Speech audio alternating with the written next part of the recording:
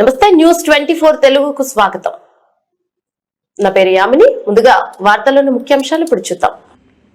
మేడ్చల్ జిల్లా గట్కేసర్ మండల్ మర్పల్లిగూడలో పౌర హక్కుల దినోత్సవ కార్యక్రమాన్ని మాజీ సర్పంచ్ చిలుకూరి మంగమ్మ సాయిలు అధ్యక్షతన నిర్వహించారు. ముందుగా అంబేద్కర్ చిత్రపటానికి పూలమాల వేసి నివాళులర్పించారు. అంటరానితనం రూపుమాపడానికి ప్రభుత్వం ఏర్పాటు చేసిన ఈ అవగాహన సదస్సు దళితులు ఉపయోగించుకోవాలన్నారు.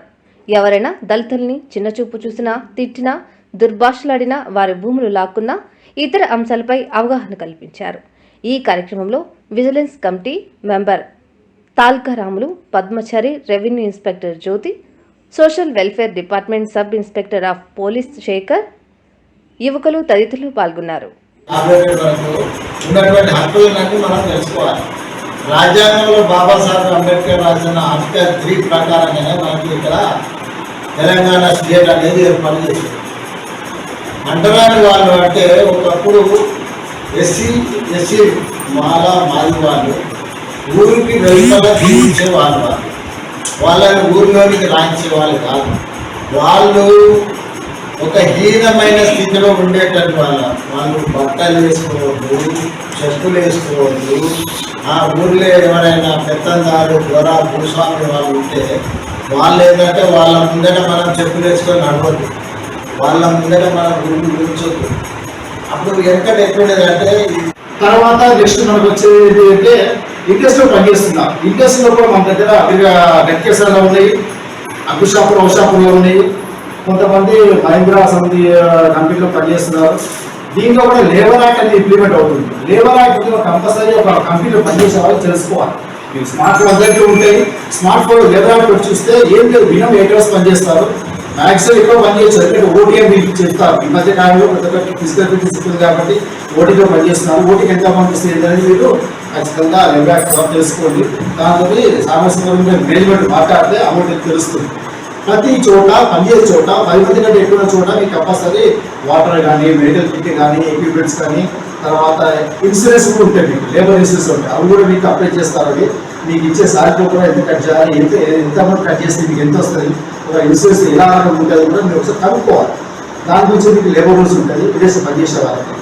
తర్వాత మన దగ్గర ఉన్న ఉపాధి నెక్స్ట్ ఏంటంటే సాఫ్ట్వేర్ కానీ, అంత ఈ గ్రామంలో చేస్తున్న సాఫ్ట్వేర్ క్లాస్ ఒకటి ఉంటే ఉండొచ్చు. ఇంకే రకమైన ఎంప్లాయీస్ మన దగ్గర ఇండస్ట్రీ పనిచేసేవాళ్ళు కాలేజీలో పనిచేస్తున్నారు. కొంతమంది ఇక్కడ ఎస్ కాలేజ్ కానీ, తర్వాత ప్రిన్సిపల్ కాలేజ్ కానీ దగ్గర ఉన్న కాలేజీలో పనిచేస్తున్నారు. కాలేజీలో సేమ్ అప్లికేషన్ అవుతుంది, లేబర్ రూల్స్ అప్లికేషన్. అదేమో వ్యవసాయం, లేబర్ రూల్స్ ఇవి ఏమో జనరల్గా పనిచేసే కాలం ఉండేది.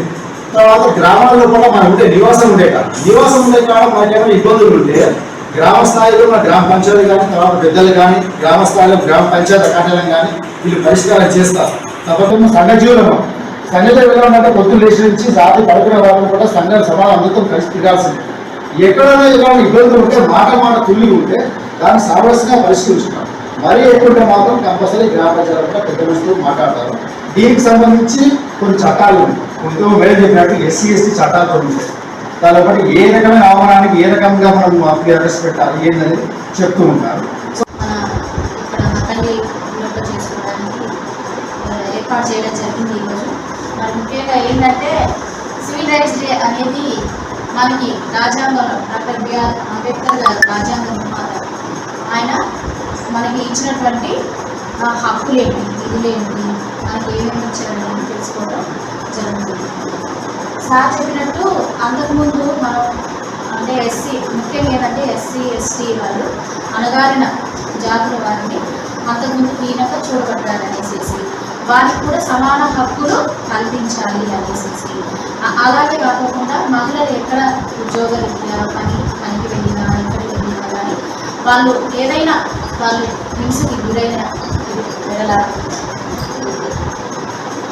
వాళ్ళకంటూ పోలీస్ డిపార్ట్మెంట్ ద్వారా మనకి రక్షణ కలుగుతుందన్నమాట. మనకంటూ మనం ఎవరితో బాధించబడడానికి వీలు లేదు. మనందరం all are equal before law అన్నట్టు మనందరం కూడా సమానం.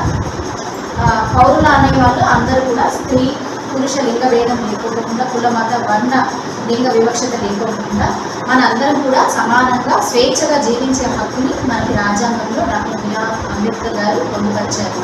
దాన్ని మనం తెలుసుకొని ఎక్కడైనా మనకి ఏదైనా అవమానాలు ఇంకా ఎదురైనప్పుడు వాటిని ఎదిరించే సత్తా మనకి ఉండాలి రాజ్యాంగం ద్వారా. కాబట్టి మనకు స్వేచ్ఛగా మాట్లాడే హక్కు ఉంది, చదువుకునే హక్కు ఉంది, జీవించే హక్కు ఉంది.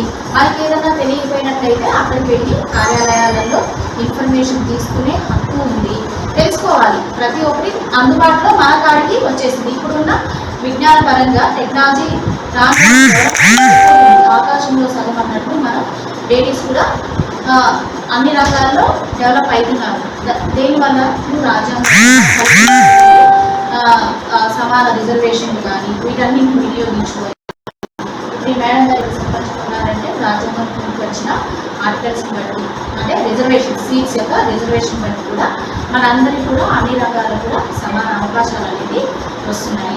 ఇంకా ఈ మారుమూల ప్రాంతాలలో పనికి వెళ్ళిన కాడ కానీ ఇంకెక్కడైనా కార్యాలయాల్లో వెళ్ళినా కానీ స్త్రీలు కానీ అణగారిన వర్గాలు కానీ ఏదైనా ఎదుర్కొన్నట్లయితే సమస్యని ఎదుర్కొన్నా వాళ్ళు తక్కువగా చూడడం జరిగినా మీరు వెంటనే పోలీసు వారికి సమాచారాన్ని అందించవచ్చు. వాళ్ళ మీద SC ST atrocity case case నమోదు చేసి వాటిని పరిష్కరిస్తారన్నమాట. అంటే అలాంటి ఇంకా జరగకుండా.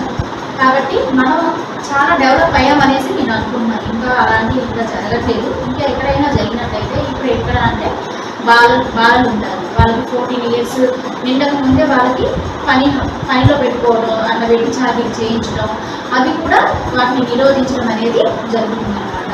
ఇంకా ఎక్కువగా మనకి తక్కువ వేతనం ఇచ్చేసి ఎక్కువ పని చేయించుకోవడం, కూలి కాడ అక్కడ ఇంకా అసభ్యకరమైన పదజాలాన్ని వాడటం, అసభ్యకరంగా మనకి లేడీస్ని ఎక్కడైనా అట్లా చూడబడ్డట్లయితే వాళ్ళకు కూడా రక్షణ కలిగించే విధంగా రాజ్యాంగం అనేది అందరికీ న్యాయం చేకూరుస్తుంది. వీటన్నింటినీ కూడా వినియోగించుకోండి. మరి ముఖ్యంగా మాది సోషల్ వెల్ఫేర్ డిపార్ట్మెంట్లో నేను గట్కేసర్ హాస్టల్ వాడండి, బాయ్స్ హాస్టల్ ఉందండి అక్కడ. కాబట్టి ఇక్కడ పిల్లలకి గవర్నమెంట్ అన్ని విధాల అన్ని సౌలతుల్ని సమకూరుస్తుంది అనమాట. 3rd నుంచి 10th దాకా అక్కడ చదువుకునే పిల్లలకి సీట్లు ఉన్నాయండి. మన విలేజ్లో ఎవరైనా ఉన్నట్లయితే పిల్లలను పంపించడం కదా, వాళ్ళకి ట్రంక్ బాక్స్ ఇస్తాము, స్కూల్ నోట్బుక్స్ ఇస్తాము, bag, bedsheet, carpets, sleepers, shoe, బట్టలు 4 4 pairs 4 బట్టలు ఇస్తామండి. ప్లేట్, గ్లాస్ సమస్తం కూడా గవర్నమెంట్ అనేది ప్రొవైడ్ చేస్తుంది. అన్నింటినీ అంటే కార్పొరేట్ స్కూల్స్కి ఎదురుగా మన పిల్లలు కూడా ఇంగ్లీష్ మీడియంలో గవర్నమెంట్ స్కూళ్ళలో కూడా ఇంగ్లీష్ మీడియం అనేది ప్రవేశపెట్టడం జరిగింది. పిల్లలందరూ కూడా సమాన విద్యా హక్కు అనేది కల్పించడం అనేది దీని యొక్క ఉద్దేశం. అన్నీ మనం వాళ్ళకి ప్రొవైడ్ చేయడం జరుగుతుంది. కాస్మెటిక్ ఛార్జెస్ కూడా మనం 65 rupees ఇవ్వడం జరుగుతుంది. కాబట్టి ఎవరైనా పిల్లలు ఉన్నట్లయితే ఎస్సీ పిల్లలు మన హాస్టల్కి పంపిస్తే మేము సీట్స్ ఇస్తామండి.